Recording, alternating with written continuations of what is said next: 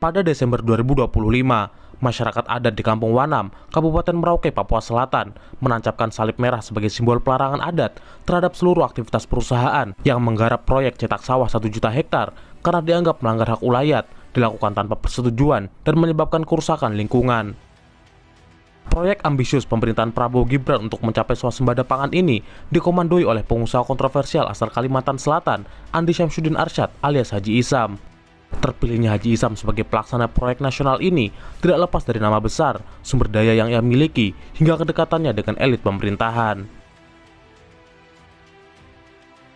Pembukaan lahan besar-besaran terjadi di beberapa distrik di Kabupaten Merauke sebagai upaya mencetak sawah seluas 1 juta hektar yang digadang-gadang untuk ketahanan pangan nasional.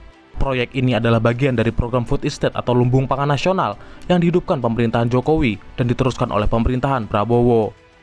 Untuk mendukung kelancaran proyek besar ini, pemerintah menunjuk Haji Isam untuk memimpin pembukaan lahan hingga pembangunan infrastruktur pendukung seperti jalan dan pelabuhan lewat perusahaan John Lynn Group dan anak-anak usahanya. Dalam 5 tahun akan datang, kita akan tidak hanya swasembada pangan, kita akan jadi net eksporter pangan untuk dunia. Kita akan menjadi lumbung pangan dunia. Tugas dari negara ini nampaknya dijalankan begitu serius oleh Haji Isam. Ia memborong 2.000 unit ekskavator senilai 4 triliun dari Tiongkok, memimpin langsung semua kegiatan di lapangan, mulai dari survei, bongkar muat alat berat, pembukaan lahan pelabuhan dan jalan, hingga menyambut aksi protes masyarakat yang mempertanyakan pembukaan lahan di kampung mereka. Pada 3 November 2024, Prabowo untuk pertama kalinya melakukan kunjungan ke proyek raksasa yang digarap oleh Haji Isam di Kampung Wanam. Didampingi para menteri dan Haji Isam, Prabowo menyaksikan langsung ratusan alat berat bekerja melakukan cetak sawah. Prabowo juga mengunjungi lokasi pelabuhan dan pembangunan jalan yang rencananya membentang sejauh 140 km dari distrik Ilwayap sampai distrik Muting. Meski sudah mendapatkan dukungan dari pemerintah daerah, kritik terkait program Food Estate, termasuk cetak sawah 1 juta hektar, tetap disuarakan oleh organisasi lingkungan yang khawatir akan memperparah laju deforestasi dan merusak ekosistem alam. Selain persoalan lingkungan, proyek ini juga kerap memicu konflik dengan masyarakat adat setempat. Menurut laporan Yayasan Pusaka, protes dan penolakan dari masyarakat adat setidaknya telah berlangsung sejak Agustus 2024 saat ratusan alat berat milik John Lynn Group bergerak membongkar dan menggusur tanah dan hutan di daerah Wanam di bawah pengawasan aparat militer. Ironisnya, pembukaan hutan dan lahan ini sudah dimulai bahkan sebelum terbitnya AMDAL dan persetujuan masyarakat. Padahal, secara ketentuan, kajian sosial dan lingkungan seharusnya lebih dulu dilakukan sebelum proyek dilaksanakan. Dalam laporan Tempo pada 2024, pejabat di Kementerian Lingkungan Hidup menyebut tak mungkin menolak proyek ini karena bisa mengganggu investasi. Ia pun mengatakan penyusunan dokumen AMDAL akan dikerjakan pemerintah sembari proyek berjalan. Pejabat tersebut bernama Hanif Faisal Nurrafiq yang kini didapuk Prabowo sebagai Menteri Lingkungan Hidup. Pada 15 Desember 2025, masyarakat adat Malin di Kampung Wanam menancapkan salib merah dan memberlakukan sanksi adat sebagai simbol pelarangan seluruh aktivitas yang dijalankan oleh PT John Lynn Group. Aksi itu menjadi penolakan masyarakat adat atas proyek pembangunan jalan, cetak sawah, pelabuhan dan bandara di wilayah adat mereka. Penancapan salib merah dilakukan di sejumlah titik yang disebut telah digusur untuk pembangunan jalan dan infrastruktur pendukung. Wilayah itu merupakan tanah ulayat masyarakat adat Wanam yang selama ini menjadi ruang hidup, sumber pangan dan mata pencaharian mereka. Aksi serupa dilakukan sejumlah marga pada 5 Desember 2025. Dalam aksi tersebut, masyarakat membacakan pernyataan sikap penolakan dan meminta perusahaan menghentikan seluruh kegiatan di wilayah mereka. Menurut LBH Papua Merauke, aktivitas perusahaan telah memicu penggusuran paksa, kerusakan hutan dan rawa, serta hilangnya sumber pangan masyarakat adat di wilayah-wilayah yang terdampak oleh proyek. Sejalan dengan itu, Komnas HAM juga mencatat dugaan pelanggaran hak asasi manusia, tidak diakuinya hak ulayat, hingga keterlibatan aparat keamanan dalam pelaksanaan proyek sejak 2024 hingga 2025. Terlepas dari itu, penunjukan perusahaan Haji Isam sebagai pelaksana proyek tak lepas dari kedekatannya dengan lingkaran elit politik. Haji Isam atau Andi Syamsuddin Arsyad adalah konglomerat pemilik kerajaan bisnis John Lynn Group dari Kalimantan Selatan. Nama Haji Isam tak pernah lepas dari kritik, kontroversi dan relasinya dengan petinggi aparat dan pejabat, bahkan beberapa keluarganya sukses menduduki kursi-kursi pemerintahan, baik daerah maupun nasional. Di Kalimantan Selatan, Haji Isam adalah sosok yang nyaris tak tersentuh. Hampir semua lawan bisnisnya menyebut namanya dengan hati-hati karena segan dan takut. Perusahaan Haji Isam kerap tercoreng akibat beberapa kasus dan skandal, seperti perampasan lahan masyarakat adat, kriminalisasi aktivis dan wartawan, hingga kasus suap rekayasa laporan pajak. Meski begitu, dalam 5 tahun terakhir, Haji Isam mulai kerap tampil di lingkaran pemerintahan pusat. Pada Pilpres 2019, nama Haji Isam sempat muncul sebagai wakil bendahara tim kampanye nasional Jokowi Ma'ruf Amin.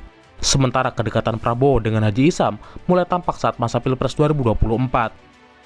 Prabowo sempat berkunjung ke Kalimantan Selatan bertemu dengan Haji Isam pada 18 Maret 2024. Sementara Gibran menghadiri acara Jalan Sehat Batu Licin Festival yang dilaksanakan oleh PT Jolin Group pada Desember 2023. Tak sampai di situ, adik ipar Haji Isam, Sulaiman Umar, juga ditunjuk sebagai ketua tim kampanye daerah Kalimantan Selatan Prabowo Gibran. Nama Haji Isam semakin dikenal publik karena sering terlihat menemani Prabowo dalam acara-acara penting. Mr. Andi Syamsuddin Arsyad is a prominent entrepreneur from Kalimantan. Prabowo pernah memperkenalkan Haji Isam kepada para pengusaha dan investor Jepang pada 2024. Dalam kesempatan itu, Prabowo memuji Haji Isam sebagai pengusaha terkemuka dari Kalimantan. Haji Isam juga turut mendampingi Prabowo saat bertemu dengan Bill Gates di Istana Negara pada 2025. Haji Isam juga tampak menghadiri rapat-rapat penting seperti rapat pembahasan koordinasi industri mineral yang digelar oleh BPI Danantara pada Oktober 2025. Tak sampai di situ, Prabowo juga menganugerahkan gelar tanda kehormatan Bintang Mahaputra Utama kepada Haji Isam pada 2025. Alasannya, Haji Isam dianggap berjasa besar dalam mendorong pertumbuhan ekonomi daerah maupun nasional, serta membuka lapangan kerja di sektor tambang, transportasi, dan infrastruktur. Walaupun beberapa pengamat melihat penghargaan ini hanyalah hadiah balas budi politik dari sang presiden. Bintang Mahaputra Utama diberikan kepada Saudara Andi Syamsuddin Arsyad. Beliau berjasa luar biasa dalam mendorong pertumbuhan ekonomi daerah maupun nasional. Beliau membangun kiprah bisnisnya terutama di sektor pertambangan, batubara, transportasi, dan infrastruktur yang membuka banyak lapangan pekerjaan. Nama-nama orang dekat Haji Isam juga ditunjuk Prabowo sebagai menteri dan wakil menteri, seperti Amran Sulaiman, Sulaiman Umar, Dudi Purwagandi, dan Dodi Hanggodo. Amran Sulaiman kembali dipercaya Prabowo sebagai Menteri Pertanian di kabinetnya setelah sebelumnya menjabat di era Jokowi. Amran Sulaiman merupakan sepupu Haji Isam, politisi sekaligus pengusaha, serta pendiri Tiran Group yang bergerak di sektor utama perkebunan, pertanian, hingga pertambangan. Anak Amran Sulaiman, Andi Amar Ma'ruf, merupakan anggota DPR, sedangkan adiknya, Andi Sudirman Sulaiman, menjabat sebagai Gubernur Sulawesi Selatan 2 periode sejak 2022. Selanjutnya ada Sulaiman Umar, adik ipar Haji Isam, yang ditunjuk Prabowo sebagai Wakil Menteri Kehutanan, tapi kemudian dicopot dari jabatannya pada 2025. Sulaiman Umar dikenal sebagai Ketua Tim Pemenangan Daerah Prabowo Gibran di Kalimantan Selatan. Dudi Purwagandi, kolega yang pernah menduduki posisi strategis di perusahaan Haji Isam, ditunjuk Prabowo sebagai Menteri Perhubungan. Kementerian Perhubungan di bawah kepemimpinan Dudi Purwagandi menunjuk langsung PT 2 Samudra Perkasa, anak usaha Jolin Group, untuk mempercepat pembangunan Pelabuhan Wanam di Merauke sebagai bagian dari proyek Food Estate. Terakhir, ada nama Dodi Hanggodo yang ditunjuk Prabowo sebagai Menteri Pekerjaan Umum. Dodi pernah tercatat sebagai komisaris PT Pradiksi Gunatama yang kepemilikan sahamnya dimiliki oleh anak-anak Haji Isam, yaitu Juni Saputra dan Liana Saputri. Selain itu, keluarga besar Haji Isam yang pernah berkiprah di politik adalah Muhammad Rusli yang menjabat sebagai Wakil Bupati Tanah Bumbu 2021-2024, Sahbiri Nur, mantan Gubernur Kalimantan Selatan 2 periode, Sandi Fitrianur sebagai anggota DPR, dan Rodatul Jannah, kader Golkar yang pernah melaju di Pilgub Kalsel 2024.